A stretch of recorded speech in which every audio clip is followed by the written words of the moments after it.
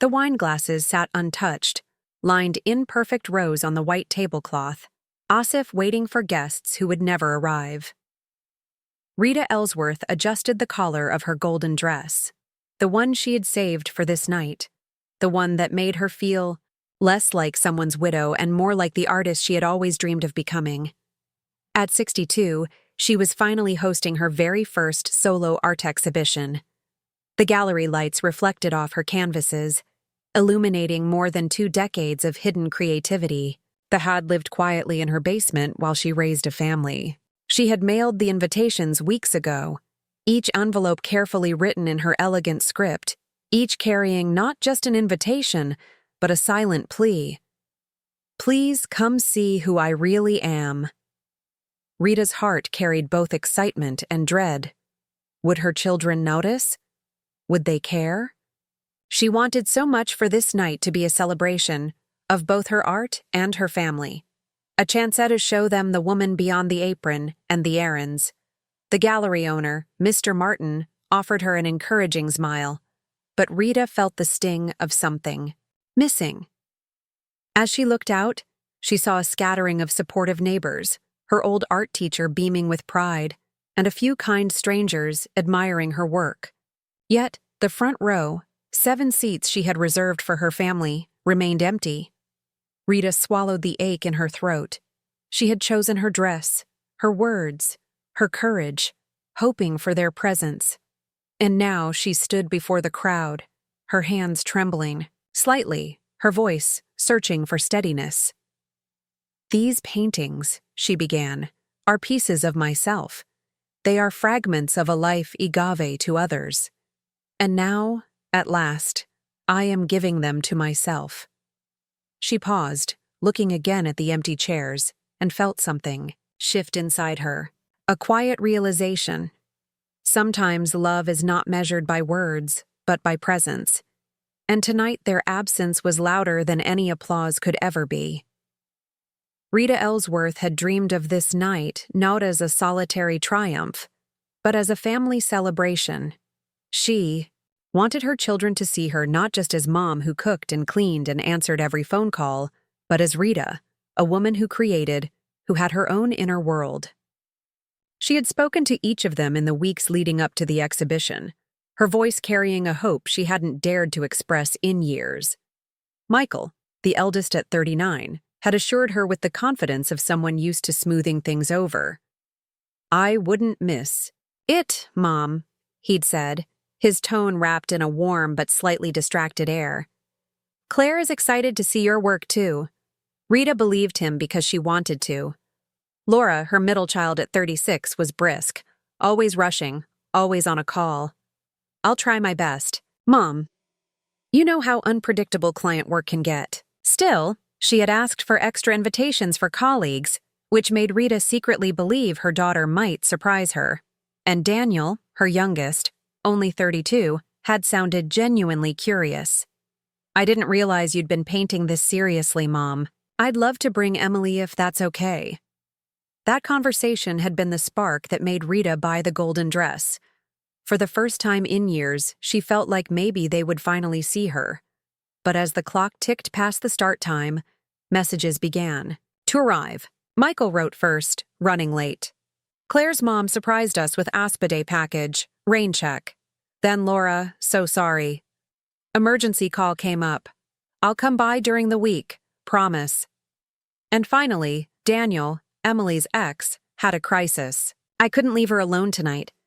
I'll make it up to you. 3 messages, 3 excuses.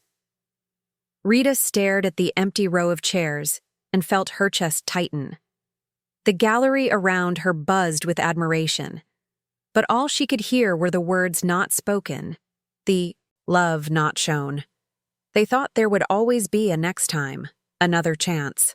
But Rita knew in that moment something inside her had shifted for good.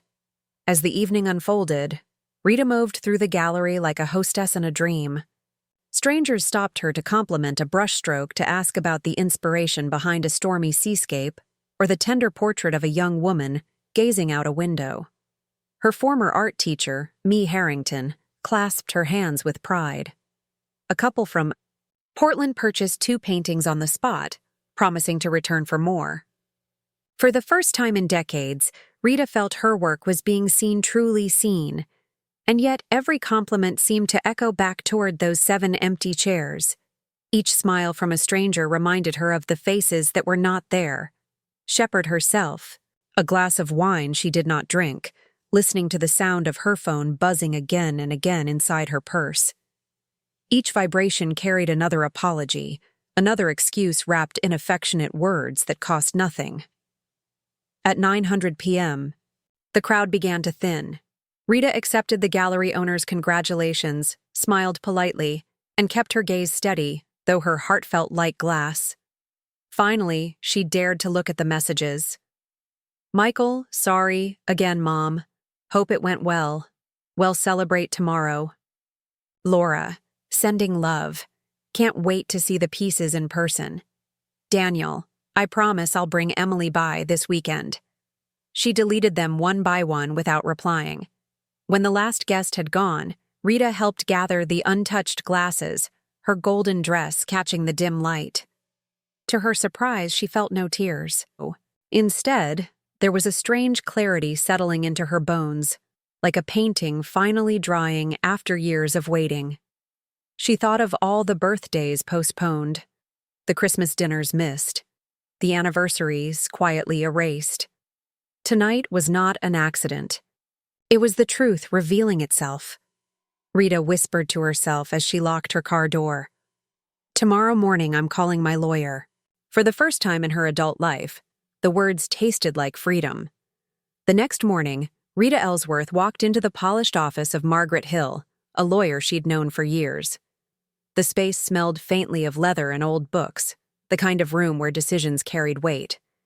Margaret, elegant in her navy suit and silver hair tied neatly at the back, looked up with calm authority. Rita, she said, motioning to the chair across from her desk. What brings you here so early? Rita sat down, her golden dress replaced by a simple cardigan, but her eyes shone with determination. I want to change my will, she said, her voice steady. I want Tor structure everything. Margaret raised a brow, not with judgment, but curiosity. All right, she replied slowly. Tell me what you're thinking. For the next 20 minutes, Rita outlined her vision, the house valued near $900,000, the insurance payout from her late husband, the investment accounts she had quietly maintained, even her paintings, which now carried commercial value after last night's exhibition. All of it, she said, will go into a charitable trust, the Ellsworth Foundation for Women in Arts. I wanted to support women over 50 who are finally ready to pursue the dreams they set aside for their families. Margaret set down her pen. That is a significant decision. Are you certain this is not a reaction to what happened last night? Rita's voice did not waver. Last night was only the final straw. My children have shown me again and again that I am optional. I will no longer spend my life hoping for scraps of their attention. I want what I've built to matter, even if not to them. Margaret leaned back, studying her client. Rita, I must ask this plainly. Are you doing this to punish them or to protect yourself? Rita thought for a long moment. Then she shook her head. Neither. I am doing this to honor the woman I ignored for decades, the woman who painted in secret, who buried her dreams. I am protecting her. And if my children see this as punishment, that is, because they still don't understand the difference between love spoken and love shown. Margaret smiled faintly, sensing the resolve behind those words. Then let's begin, she said, opening a fresh folder. And with the scratch of a pen across paper, Rita's life began to take a new shape. That evening, just as Rita was setting her teacup in the sink, she heard a soft knock at the door. It was not the sharp, insistent rhythm. Offer, children. This one was gentler, hesitant, as though the visitor wasn't sure she should even be there. Rita opened the door to find a young woman in scrubs, her dark hair tied back in a messy bun. Mrs. Ellsworth? The woman asked politely. I'm Sophia Ramirez. I live down the street. I hope I'm not intruding.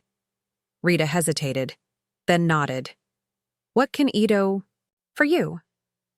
I was at your exhibition last night, Sophia explained quickly, her voice warm but shy. I bought Thesmol painting of the lighthouse, the one with the storm clouds. It reminded me of my grandmother's house in Puerto Rico. She was an artist, too, though she never got to show her work to anyone. Recognition stirred. Rita remembered the young woman asking the gallery owner about payment plans. You paid in installments, she said softly. Sophia blushed. Nursing school loans, she admitted. But I couldn't leave without it. Art is proof that someone was here, that their feelings mattered. Rita felt a lump rise in her throat. She stepped aside and motioned for Sophia to come in. The two women sat at the kitchen table as Rita poured chamomile tea. They spoke of art, of family, of how easy it was to be overlooked when your role was always caretaker. My ex-husband, Sophia, said carefully, would disappear for days, then come back with flowers and apologies.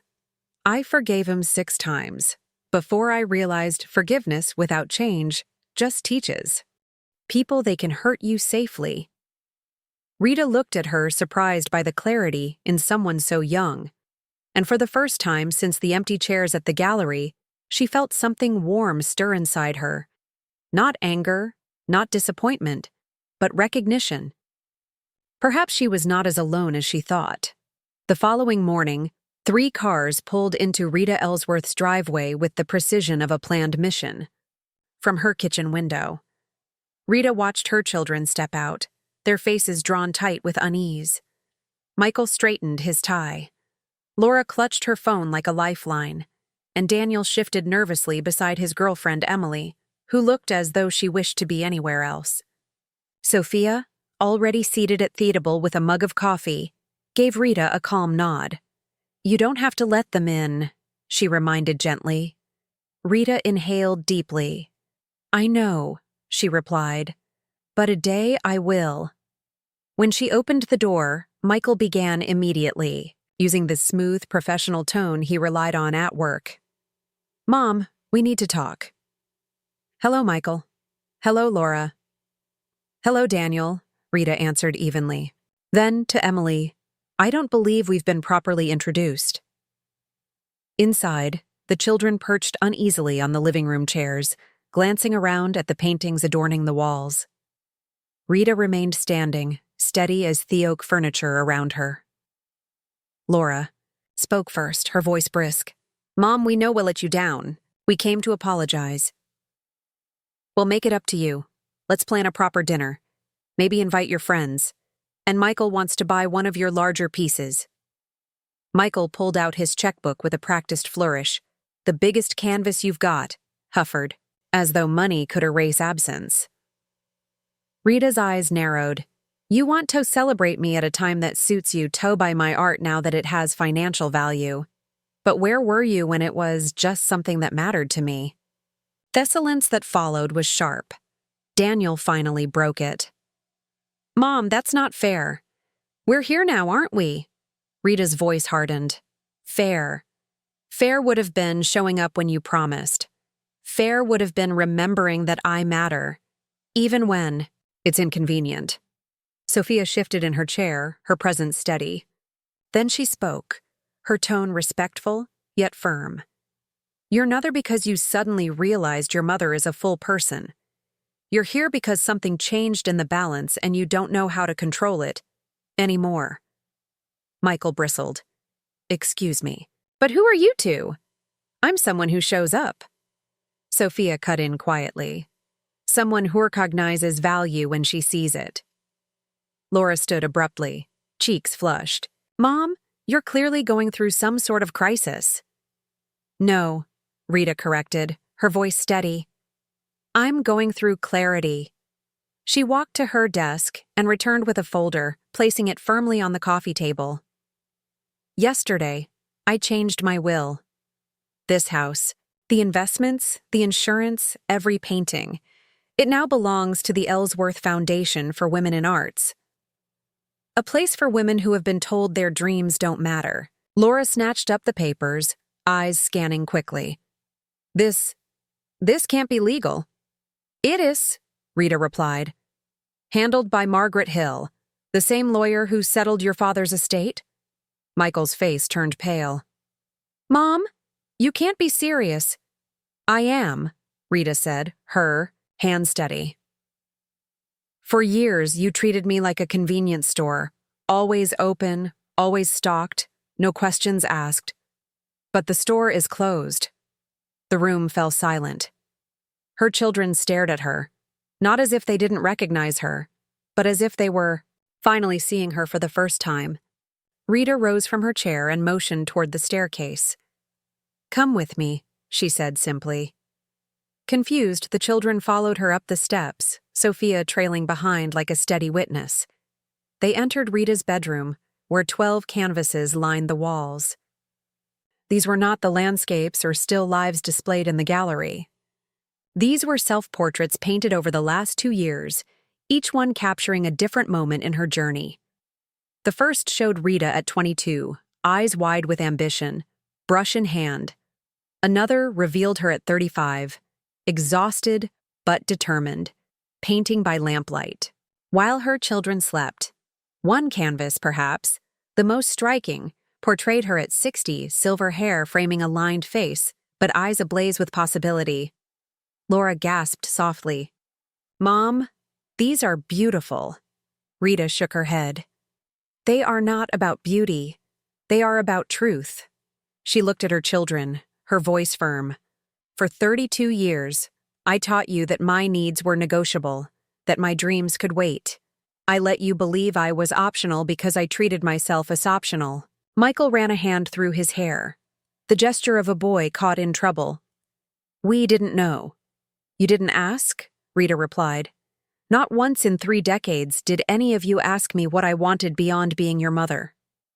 Daniel's eyes lingered on the portrait of her at 60, the one with fire in her gaze. You look alive. I am, Rita said quietly. For the first time in years, I am fully alive. Thessalance was heavy, but not hostile. It was the silence of realization, the weight of truths too long ignored. Sophia stepped forward, her voice gentle but unwavering. Your mother is showing you the woman behind the apron, behind the phone calls and the errands. The question is, will you finally see her? Rita turned back to her children. This is your choice. See me as the whole person I am, or keep seeing only the version that's convenient, but understand either way my life will goon. Back downstairs, the air felt different, heavier with everything that had just been revealed. Rita settled into her armchair, her posture straight, her voice calm but resolute. I want you to understand something, she began. My life does not end here. I've already been invited to a residency in Santa Fe program for women over 50 who are serious about their art. Next month, I will be there painting, living, and sharing with women who know what it means to wait decades for a chance. Laura's eyes widened. You're leaving. I'm living, Rita corrected. Whether that happens here or somewhere else depends on whether I have a reason to stay. If you want to be part of my life, you'll need to show up.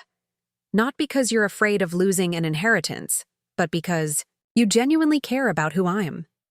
Her words hung in the room like accolenge. Michael stared at the floor. Daniel shifted uneasily, and Laura pressed her lips together as though calculating what this new reality meant. Sophia, still seated at the kitchen table, smiled faintly. She saw something the children had not yet grasped. Rita's life was no longer theirs to define. Through the window, late afternoon light spread across the garden, illuminating the flowers Rita had planted seasons ago. For years, they had bloomed quietly, unnoticed. Now, like their caretaker, they reached toward the sun with unapologetic brilliance. Rita Ellsworth looked at her children one final time that afternoon. They were grown adults, each successful in their own way, but uncertain now. Confronted with a mother, they did not fully know. I'm not asking you to fix anything, she said softly. I am asking you to understand. Some things cannot be undone. They can only be respected. The room was quiet. Emily, Daniel's girlfriend, broke the silence with a timid but honest voice. If my mother had an art exhibition and I missed it, she would never forgive me, and she would be right. Rita's lips curved into thesmolest of smiles. At least someone understood. She rose, walking toward the window, where sunlight painted her reflection, across the glass. For decades I let myself vanish inside the role of mother. I disappeared so you could shine, but I'm done vanishing. Her words were not angry. They were steady, filled with a clarity that left no room for argument. She turned back once more. Love is not just a word. It is presence. It is showing up. If you cannot give that, then don't use the words so carelessly. Then with a deep breath, Rita addressed more than just her children. She addressed every silent listener who might one day feel the bow. Same. To anyone who has ever felt invisible in their own family, she said. Please remember, you are allowed to exist beyond the roles assigned to you. Your presence matters, 7 if others fail to notice. Her gaze softened as she added, if this story speaks to you, share it. Leave a comment. Tell us where you're watching from. And remember to subscribe. Let's keep reminding each other that love is action, not just words.